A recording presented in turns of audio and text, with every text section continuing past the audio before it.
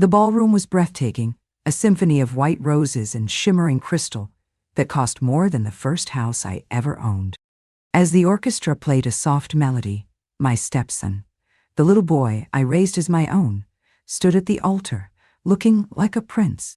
But I wasn't watching from the front pew, weeping tears of joy as a mother should. No, Guy. I was seated in the back of the grand ballroom, at a small, unadorned table, tucked away behind a large pillar, right next to the swinging doors of the kitchen. My table companions weren't family friends. They were the off-duty kitchen staff, taking a quick break. The clatter of plates was my orchestra, and the smell of cooking steam was my potpourri. My own son, on his wedding day, had hidden me, the woman who raised him, and who was paying for this entire extravagant affair with the hired help. I smiled, a polite, quiet smile that didn't reach my eyes. I took a slow, deliberate sip of my water. And then I reached into my handbag, pulled out my phone, and with a single silent phone call, I canceled the payment for the entire event. They just didn't know it yet. Hello, everyone. I'm Grandma Helen. My name is Helen Sterling, and I'm 70 years old. I'm from a quiet little town in Northern California, where the oak trees are old and the memories are long. I've always believed that the greatest investment a person can make is in their family. I poured my whole life into that belief, and I learned in the most public and painful way imaginable that sometimes the investments you pour your heart into can yield the most bitter returns. This is a story I have folded up and tucked away like a stained and precious old letter for over a year now. A story that even my closest friends only know parts of. They know there was a wedding. They know there was a falling out. But they don't know the full soul-crushing story of that day. They don't know how a mother's love and generosity were twisted into a weapon of humiliation against her.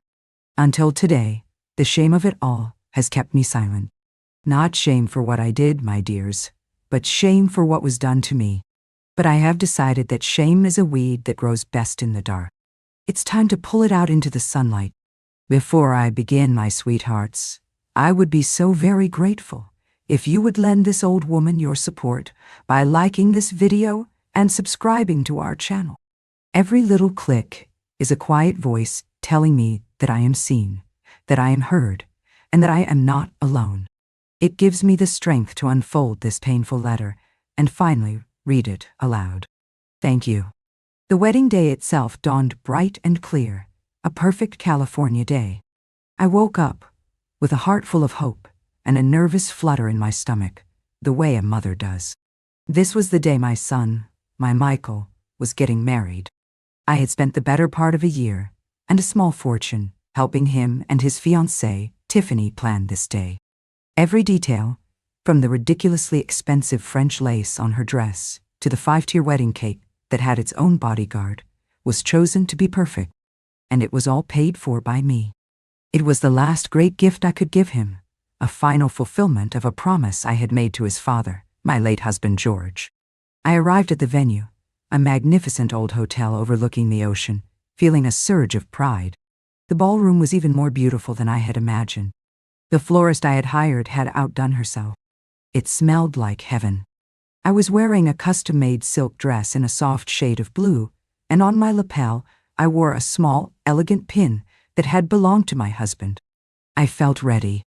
I felt like the mother of the groom. As the guests began to arrive, I stood near the entrance, greeting old family friends, people who had watched Michael grow up. "Helen, you look beautiful," they'd say. "You must be so proud." And I was. I truly was. But as the time for the ceremony drew near, I began to feel a strange sense of unease. I looked for my seat in the front row, where the family was meant to be. There were beautifully calligraphed place cards for Tiffany's parents, her siblings, her grandparents. But my name was nowhere to be found. I felt a small prickle of confusion. A simple mistake, I told myself. In all the chaos, they must have forgotten my card. I looked around for the wedding planner, a brisk, efficient young woman Tiffany had insisted on hiring. When I finally caught her eye, I gave her a polite smile. "Excuse me," I said. "I can't seem to find my place card. I'm Helen Sterling, the groom's mother. The young woman's face betrayed a flicker of something. Pity? Discomfort? Before she pasted on a bright, professional smile. Of course, Mrs. Sterling. Right this way. She didn't lead me to the front row. She led me past the rows of beautifully dressed guests, past the tables reserved for family and close friends, past the table for Michael's work colleagues. She led me on a long, slow walk of shame, all the way to the very back of the enormous room. There, tucked away behind a marble pillar, almost completely out of sight of the main aisle and the altar, was a single, small, round table. It had no floral centerpiece. It had no elegant place settings.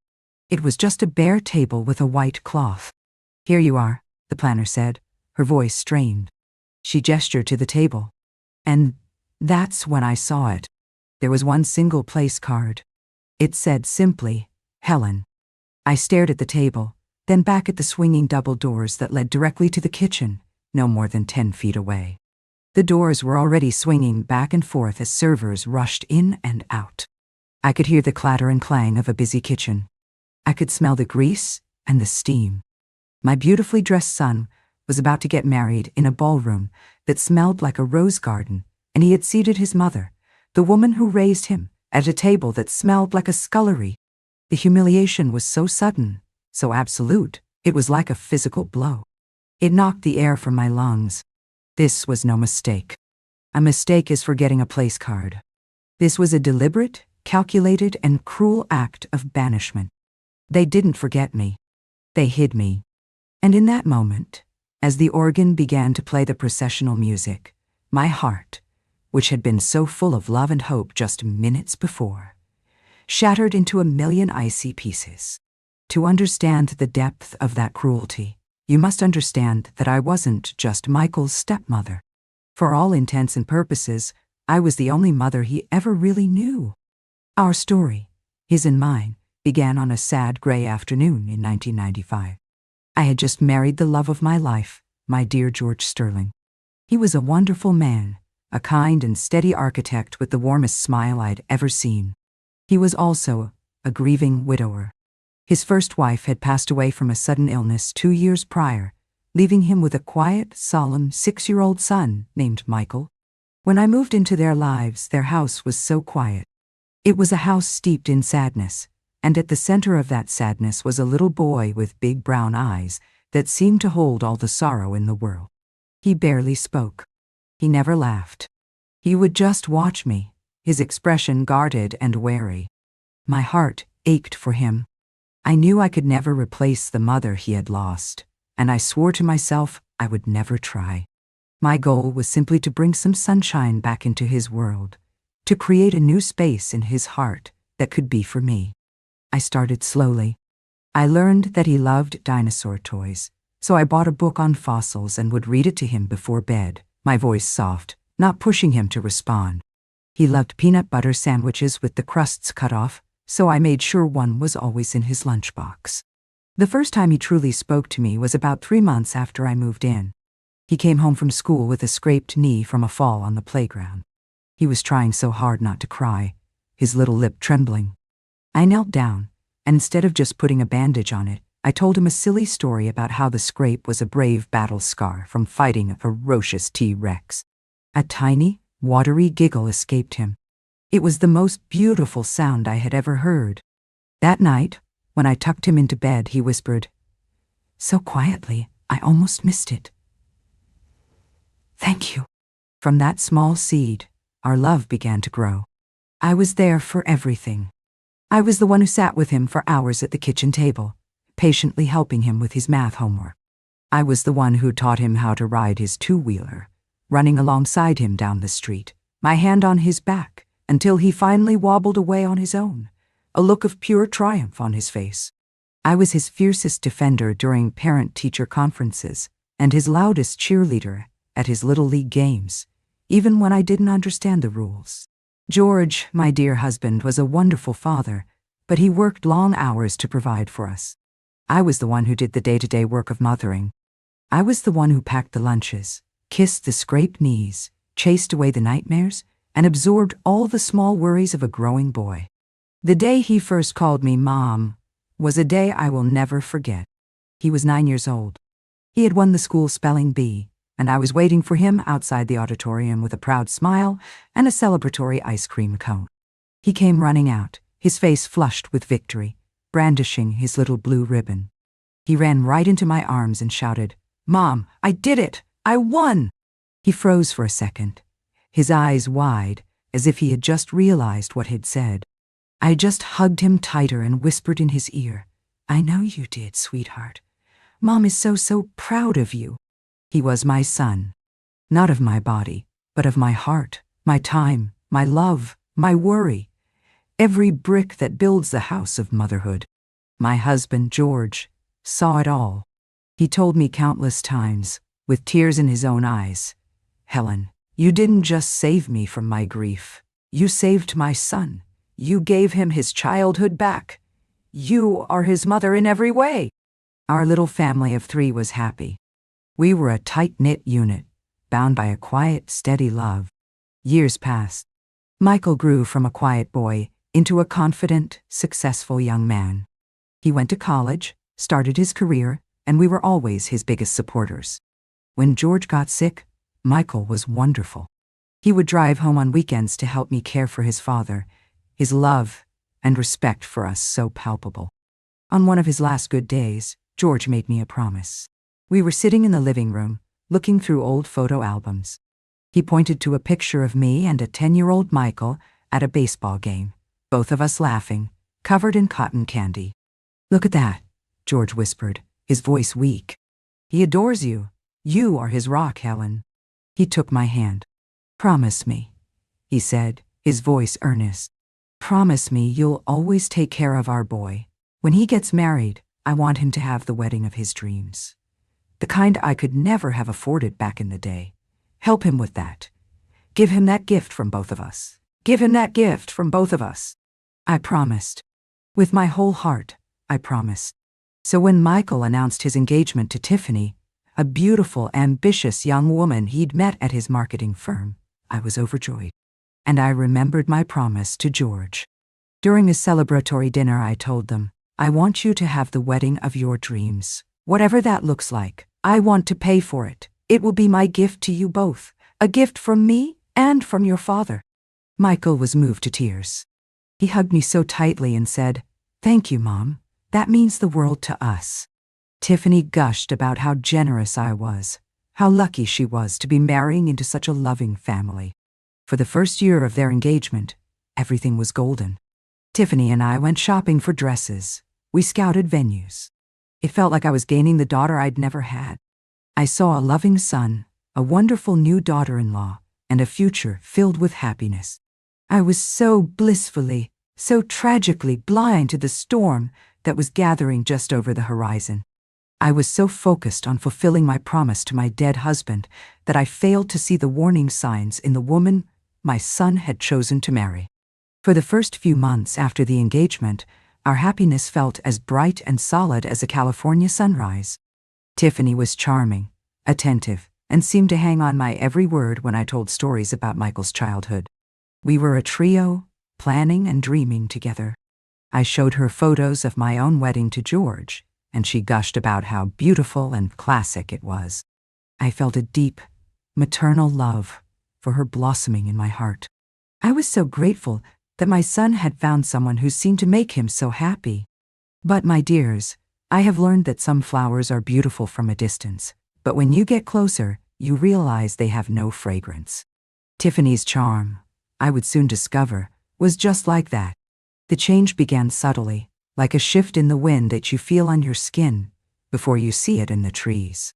It started with little comments, always wrapped in a veneer of sweetness that made them impossible to challenge without sounding petty. We were discussing wedding cakes, and I mentioned a wonderful local bakery run by a woman who had made every single one of Michael's birthday cakes since he was 7. "Oh, Helen, that is such a sweet thought," Tiffany said, patting my hand. "But we're looking for a cake that's a bit more couture. I have my eye on a baker in San Francisco who does these incredible sugar-spun sculptures. Couture." That was a word I would come to dread. It was her polite, elegant way of saying not good enough. My suggestions, my traditions, my friends. They were all sweet and quaint, but they were never couture. Soon, the planning sessions I had so enjoyed became a thing of the past. Tiffany and her mother started making major decisions without me. I would find out about them after the fact. "Oh, Helen, I have the most wonderful news." Tiffany would trill over the phone. "Mom and I were just window shopping, and we stumbled into the most perfect floral designer and booked him on the spot. It all happened so fast. There was no time to call you." The first time it happened, I let it go. The second time, a knot of hurt tightened in my chest. By the third time, I knew this was a pattern. I decided to speak to Michael about it, gently, so as not to sound like a jealous old woman. "Michael, sweetheart," I said to him one evening, "I feel a little bit left out of the planning. I was so looking forward to helping Tiffany with these things." I expected him to understand, to reassure me. But instead, he got a guarded, weary look on his face. "Mom, please try to understand," he said, his voice laced with an exhaustion I wasn't used to. "Tiffany is under an incredible amount of stress. This wedding has to be perfect. She and her mom just get into a groove. Please, don't take it so personally. The important thing is that it will be a beautiful day." He didn't defend me. He didn't even acknowledge my feelings. He defended her. He asked me to manage my own hurt so that her planning could proceed uninterrupted. It was the first time in his entire life he had so completely dismissed my feelings, and it was a deeper cut than he could ever know. But I remembered my promise to George. "This is her dream wedding, Helen," I told myself, "and not yours. Your job is to support them." So I swallowed my hurt, and I told him I understood. I retreated, making myself smaller and smaller, hoping that my quiet compliance would be seen as love. My compliance, however, was not seen as love. It was seen as a blank check. The wedding budget became the next major battleground. I had set aside a very generous amount, a sum that I thought could pay for any dream wedding. I had underestimated the scale of Tiffany's dreams. The hotel ballroom she wanted, with its ocean views and crystal chandeliers, cost nearly half the entire budget alone. The photographer she insisted on was flown in from Los Angeles and charged more per hour than my husband and I used to make in a month. Every single choice was the most extravagant, the most talked about, the most expensive. With each new, astronomical expense, I would try to gently apply the brakes. "Tiffany, dear," I'd say, my voice trembling slightly as I looked at a quote for ice sculptures. "This is a little more than we had discussed. Are we sure this is necessary?" And every time, she would put on a wounded expression. She wouldn't argue with me. Instead, Michael would call me later that evening. "Mom," he'd begin, his voice heavy with sighs. "Tiffany is so upset. She feels like you don't support her vision. The ice sculptures are the one thing she's been dreaming of. It's her special day, Mom. Can we please just make it work? For me?" And what could I do? Every time, I remembered George's face, his hand in mine, give him the wedding of his dreams. So I would say yes. I transferred more money from my own retirement savings, my nest egg for my old age, into the wedding account. My heart felt like it was being squeezed in a vise. Every time Michael said it's her special day, what I heard was, "Your feelings don't matter. Your financial security doesn't matter. Only hers." I wasn't a mother-in-law. I was a financier. And my love was being measured in dollars. The deepest wound, the one that left a permanent scar, was the battle over the guest list. I had spent weeks carefully putting together a list of 50 names. These were not casual acquaintances. These were the people who formed the bedrock of Michael's life. The neighbors who had known him since he was in diapers. My oldest friends, who he had always called Auntie. His father's cousins, his mentors from his first job. The people who had loved him, supported him, and celebrated every milestone in his life. I gave the list to Tiffany, expecting her to be pleased. She glanced at it for less than a minute, a small, dismissive frown on her face. "Helen," she said, her voice cool. "This is very long. I don't know who any of these people are. The ballroom has a strict capacity of 200, and my parents have a very long list of business associates and important clients they must invite. We just don't have the room." I was speechless. "But these people are his family," I stammered. "My parents' guests are important for our future," she replied, as if that explained everything. I fought for my list. I pleaded with Michael. "These people love you, Michael. They need to be there to see you get married." And again, he took her side. "Mom, Tiffany and I have talked about it," he said, using the royal we that never included me. "It's a numbers game. Her parents are contributing a lot to our future. We can't insult them. We'll have a small backyard barbecue for your friends some other time." A backyard barbecue. For the people who had helped raise him. The insult was so profound it stole my breath. And I knew, with a sickening certainty, that the barbecue would never happen. I was forced to make the most humiliating phone calls of my life. One by one, I called my dearest friends, my family, and told them that there was no longer space for them at my own son's wedding. "I'm so sorry, Martha," I'd say, my voice thick with tears. There was a mix-up with the venue numbers. They were gracious, of course, but I could hear the hurt and confusion in their voices. With every call, another piece of my heart broke. I was being forced to sever the very ties of community and history that I had so carefully woven around my son his entire life, all to make room for strangers Tiffany wanted to impress. The loneliness was so profound, it felt like the sky was falling. I was paying for a party where I, and everyone I loved, was no longer welcome. The final hint of the humiliation to come occurred at the rehearsal dinner. It was held at a ridiculously expensive restaurant, all paid for by me. The wedding party was seated at a long, beautifully decorated head table. I walked in, expecting to see my name next to Michael's. It wasn't there. I scanned the whole table. My name was missing. I finally found it on a card at a small side table, seated between a distant cousin of Tiffany's I'd never met and her great aunt, who was deaf as a post. I couldn't let this go. This was too much. I found Michael and pulled him aside, my voice a low, trembling whisper.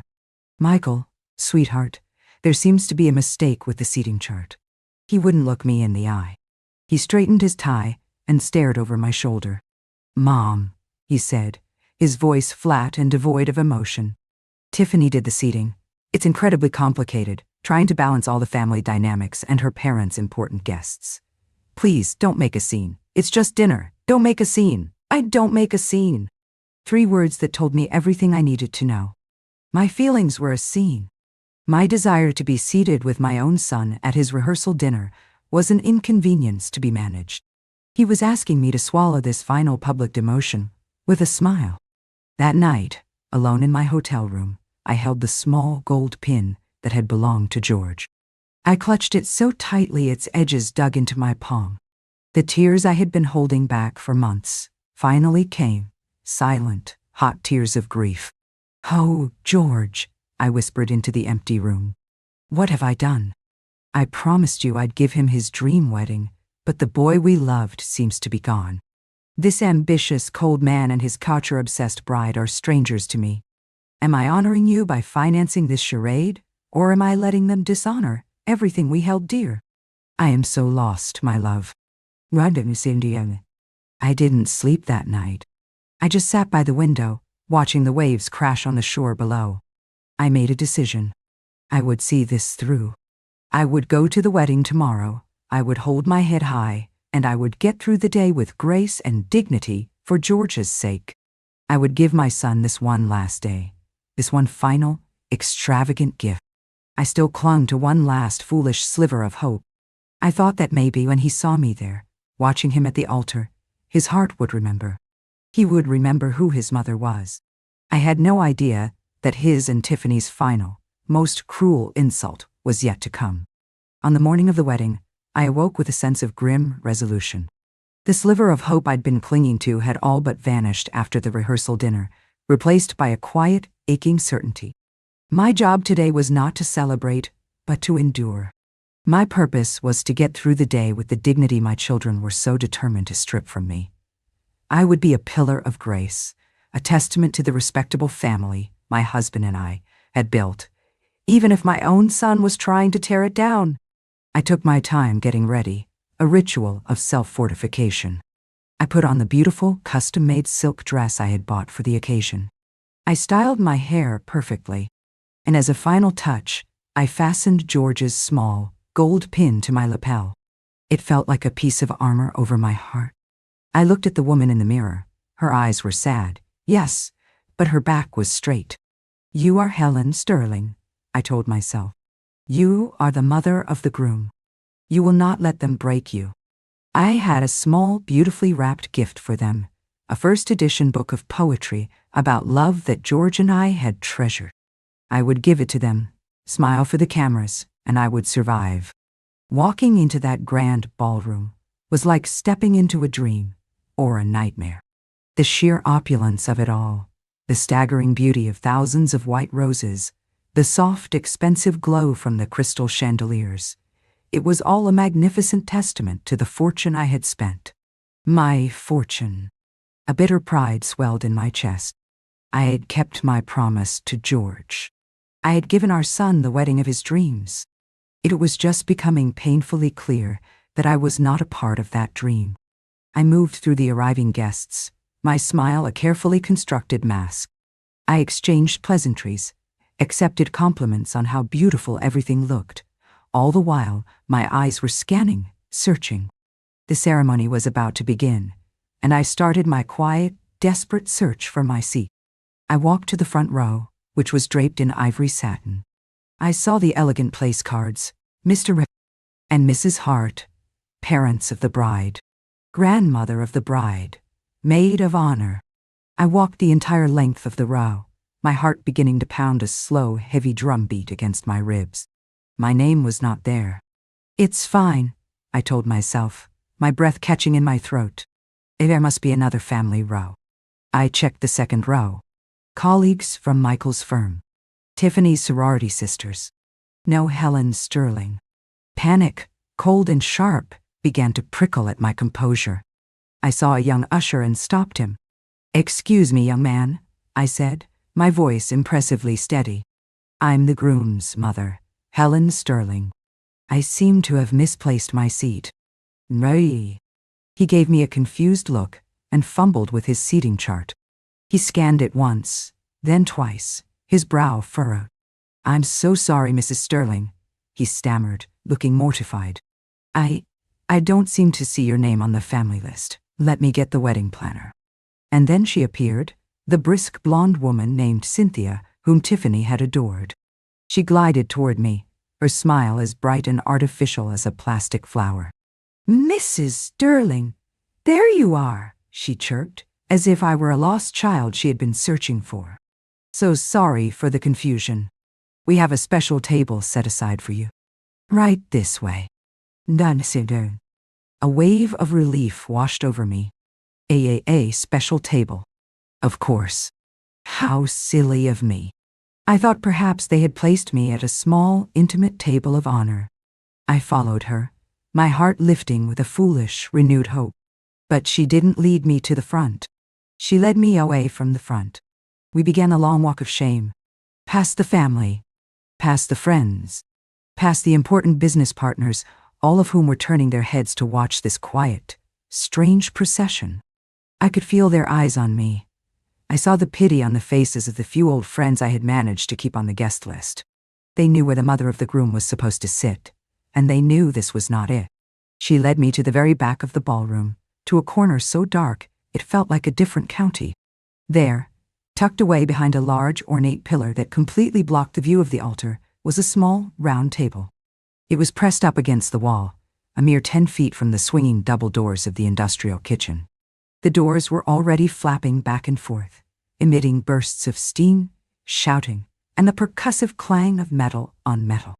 The table was bare, save for a plain white tablecloth and a single, sad-looking place card. It read, simply, "Helen." "Here we are," the planner chirped, oblivious or more likely, completely indifferent to my silent, horrified disbelief. "Enjoy the ceremony." And then she scurried away, leaving me alone in my place of exile. I sank into the chair, my legs suddenly unable to support me. I looked at the barren table. I listened to the clatter of the kitchen doors. I watched the servers rushing past, their faces grim with concentration. They were the hired help, and my son and his bride had seated me among them. They had not only banished me from the family, they had recategorized me as staff.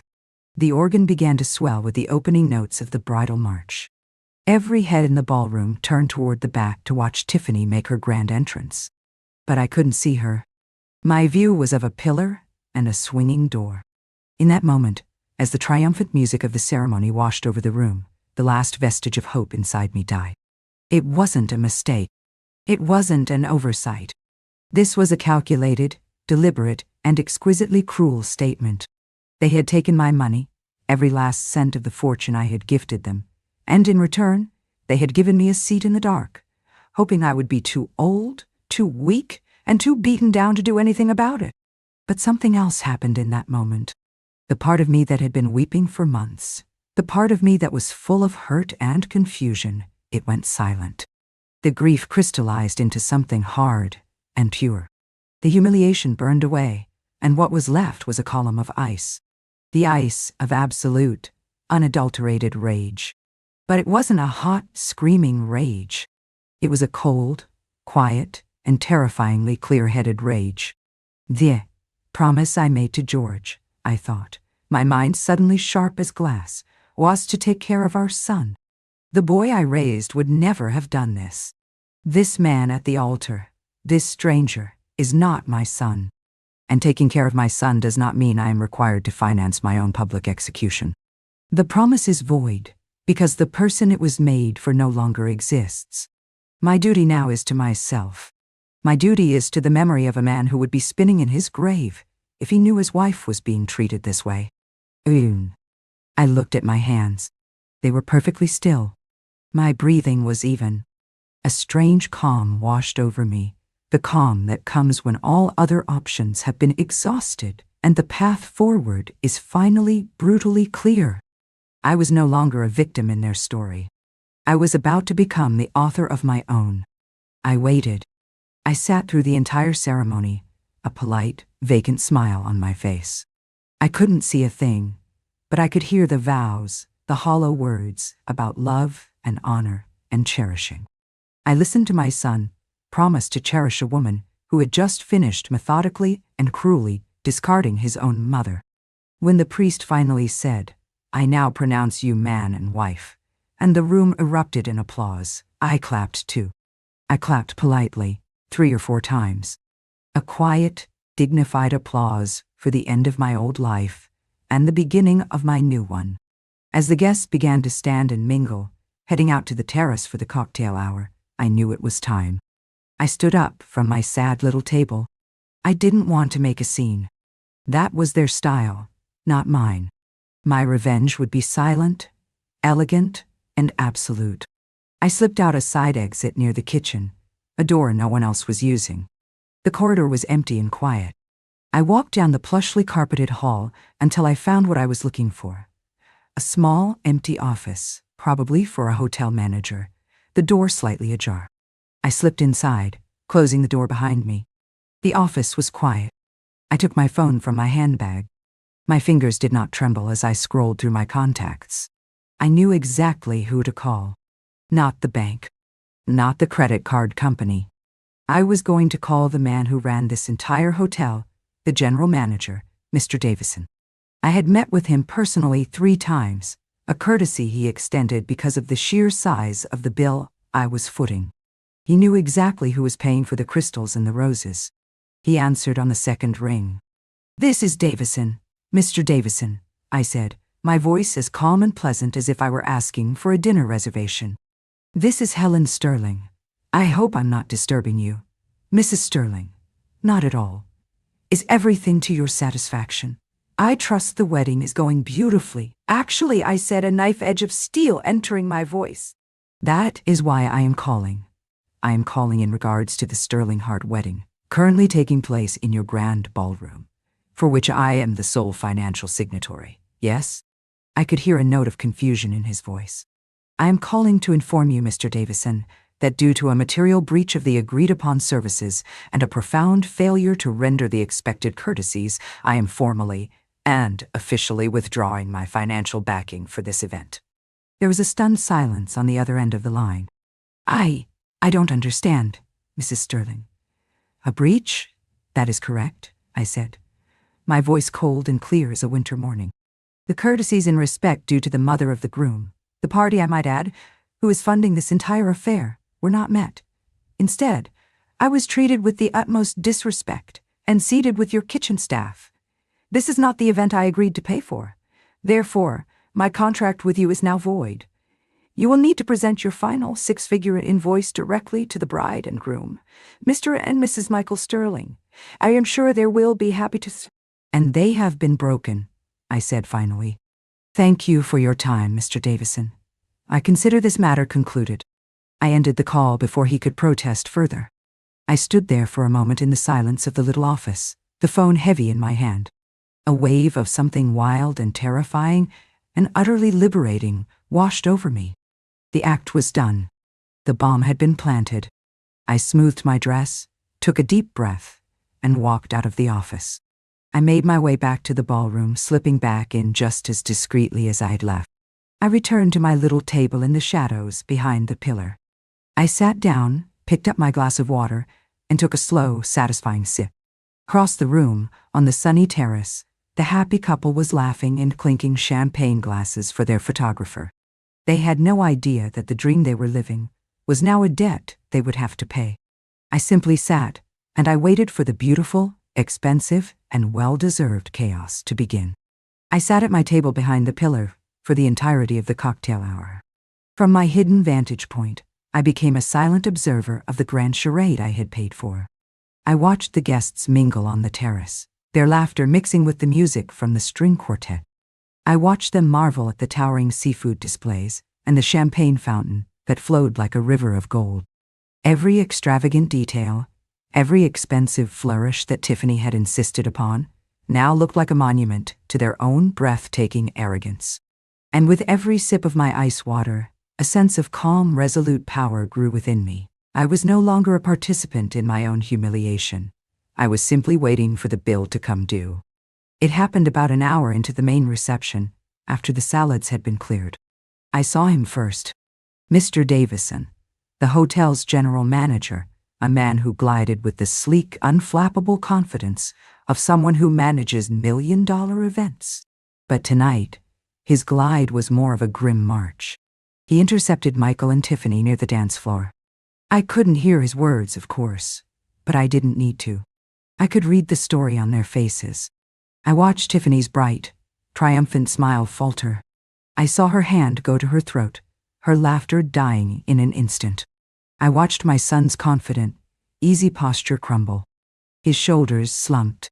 His head tilted in confusion, then shook in violent disbelief. His face, which had been flushed with wine and victory, was suddenly ashen.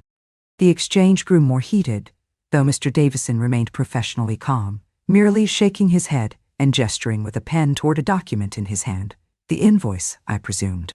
Then, they turned. As one, they turned their heads and scanned the vast ballroom until their eyes landed on my dark little corner. The fury in their expressions was so potent, I could feel it from across the room. They began to storm toward me, weaving through the crowded tables, their faces a mask of white-hot rage and abject terror. The partygoers fell silent as they passed, sensing the drama. The music seemed to fade. Every eye in the room followed my son and his new bride as they bore down on the little old lady in the back. "Mom, what have you done?" Michael hissed, his voice a choked, furious whisper as he loomed over my table. "Mr. Davison just told us," he said, "the payment for the venue has been canceled. He said you called him. This is a joke, right? Tell me this is some horrible, cruel joke." I looked up from my water glass. My expression, I imagine, was one of serene curiosity. "A joke?" I asked, my voice even and quiet. "No, Michael. The joke was me, sitting here behind this pillar while you toasted your new life.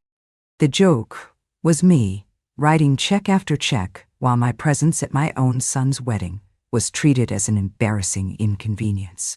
I took a delicate sip of water. I simply ended the punchline. "You monster!" Tiffany shrieked, her voice cracking, her beautiful composed facade shattering into a million pieces.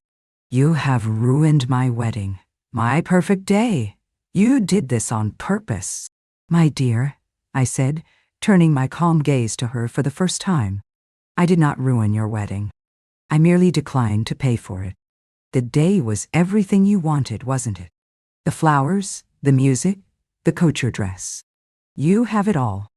Now you just have to settle the bill." I placed my napkin neatly on the table beside my plate. "Now, if you'll excuse me, I believe I have had quite enough of this party." With that, I stood up. My movements were slow and deliberate. I was no longer the trembling, uncertain woman who had arrived hours earlier. I was a woman made of iron. I looked past my son's apoplectic face, past his wife's tear-streaked rage, and I began to walk. I did not scurry out the side door this time.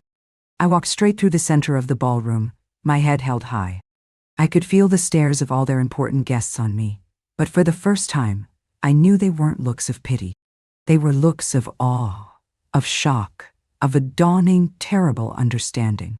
As I passed the table of my few true friends, one of them, dear Martha, caught my eye and gave me the smallest, most subtle, and most powerful nod of support I have ever received. It was all I needed. I walked out of that ballroom, out into the cool night air, and I did not look back. I learned later, through quiet phone calls, what happened next. My departure was followed by a screaming match between the newlyweds, right there on the dance floor. The happy facade of their perfect day had been ripped away, revealing the ugly reality beneath. Tiffany's parents, horrified and humiliated, were eventually forced to sign a promissory note to the hotel to keep their daughter from being sued, a debt that I hear caused a monumental rift in their own family. The dream wedding, built on a foundation of disrespect and my money, had ended in a spectacular crucible of debt, recrimination, and public shame. The honeymoon was spent not in Tahiti, but in frantic, furious phone calls with bankers and lawyers. In the weeks that followed, I took the money I had saved, the fortune I had been prepared to spend on them, and I did something for myself. I booked a month-long trip to Italy, something George and I had always dreamed of but never did. I walked through ancient streets, I ate wonderful food, I sat in quiet gardens, and I felt a sense of peace I hadn't realized I had lost. I was free, free from the crushing weight of their expectations, free from the constant, low-grade pain of being unappreciated. I was no longer just a mother or a widow. I was Helen again. People, at this age, I finally understand a fundamental truth. You cannot buy love, and you most certainly cannot buy respect. And any love that requires you to pay for it with your money or your dignity is not love at all. It is a transaction, and it is a transaction that will always, always leave you bankrupt in the end. Children, remember Grandma's words. Your generosity is a gift, not an obligation. It should spring from a place of joy, not a place of fear or duty. Never let anyone make you feel that your worth is tied to what you can provide for them. The people who truly love you will value your presence far more than your presence. If Grandma had known these truths earlier, I would have seen the red flags for what they were. I would have understood that my promise to my husband was to love and support the boy he adored, not to enable the entitled, callous man he had become. True love, I see now, doesn't always mean saying yes. Sometimes, the most loving thing you can possibly do, for yourself and for the other person, is to say a firm, clear, and unwavering no.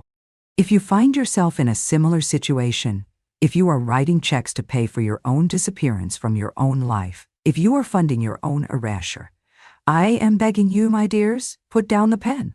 Close the checkbook. The most valuable thing you will ever own is your self-respect. Do not sell it so cheaply. It is the one thing no amount of money can ever buy back. Making that single phone call from that quiet hotel office was my declaration of independence. It was the moment I chose myself.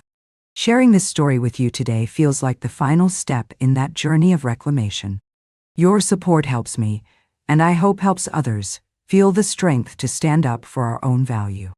If my story has meant something to you, please like this video, subscribe to our channel, and perhaps share a story of your own in the comments below. Every story of strength shared makes us all a little stronger. As for my son, Michael, our story does not have a happy ending. He has called me a few times over the past year, not to apologize, not to understand my pain. He called to ask for money to help pay off the wedding debt. I calmly and quietly refused each time. Tiffany has never contacted me at all. From what I hear, their marriage, which began with such a spectacular and expensive display, is struggling under the weight of the resentment and the financial pressure they brought upon themselves. I want you to know, I still love the little boy with the scraped knee whom I taught to ride a bike. I will love that boy for the rest of my life. I pray for him every night. But I cannot save the man he has become from the consequences of his own choices. Forgiveness, I have learned, is something I work on in my own heart every day for my own peace. It is the process of letting go of the poison of resentment. But trust and respect, those are different matters entirely. He and his wife burned that bridge to the ground, and it is not my job to rebuild it for them. So remember, my dears, to invest in yourselves. Invest in your peace, your dignity, and your happiness. That is the only investment in this world that is ever guaranteed to pay dividends. Everyone deserves to be treated with honor. May you always, always be seated at the head table of your own life. Grandma will always love you all. Thank you for listening. Love you all. This is Grandma Helen, and I'll see you in the next story.